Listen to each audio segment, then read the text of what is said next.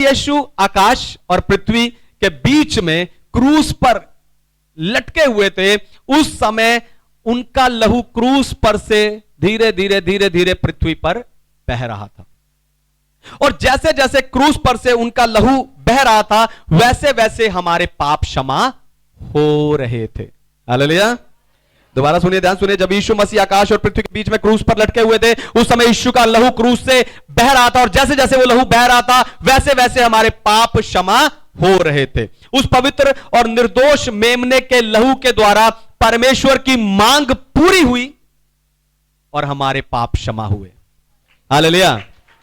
परमेश्वर की मांग पूरी हुई, हमारे पाप क्षमा हुए, क्योंकि परमेश्वर ने सारी मानव जाति के पाप का बोझ यीशु के कंधों पर डाल दिया था। यानी जो पाप को नहीं जानता था, उसी को हमारे लिए पाप बना दिया। अब सवाल यह उठता है कि परमेश्वर ने यह सब आपके लिए किया क्यों? जो नए लोग आए हैं, यीशु ने अपने आप को आपके लिए बलिदान किया क्यों?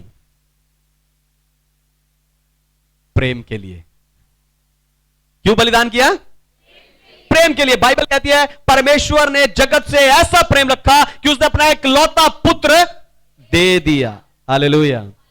उसने सिर्फ आपसे प्रेम नहीं रखा, उस प्रेम को निभाया भी है। इसीलिए परमेश्वर के प्रेम के आगे बाकी सारे प्रेम फीके पड़ जाते हैं। हालेलुया। इसीलिए फ्राइडे गुड फ्राइडे है। हालेलुया।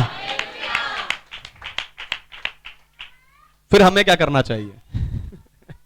परमेश्वर ने क्यों किया? प्रेम के कारण। तो हमें क्यों क्या करना चाहिए? ध्यान सुनिए। जिन्होंने अभी तक अपने पाप को मानकर पश्चाताप ना करके यीशु को अपना मुक्तिदाता ग्रहण नहीं किया, ऐसे सारे लोगों को अपने पाप का मूल्य खुद चुकाना पड़ेगा। अगर परमेश्वर के बेटे को इतना भारी मूल्य चुकाना पड़ा है, तो सोचो आपको कितना भारी मूल्य चुकाना पड़ेगा। लेकिन आज आपके पास एक मौका है। अगर आज आप अपने पाप को मानकर सच्चा पश्चाताप करके यीशु को अपना मुक्तिदाता ग्रहण करें, तो आज आपके सारे पाप क्षमा हो जाएंगे। सारे पाप क्षमा हो जाएंगे। फिर ऐसे लोग जिन्होंने यीशु को अपना उद्धारकर्ता माना है, मैं आपकी बात कर रहा हूं।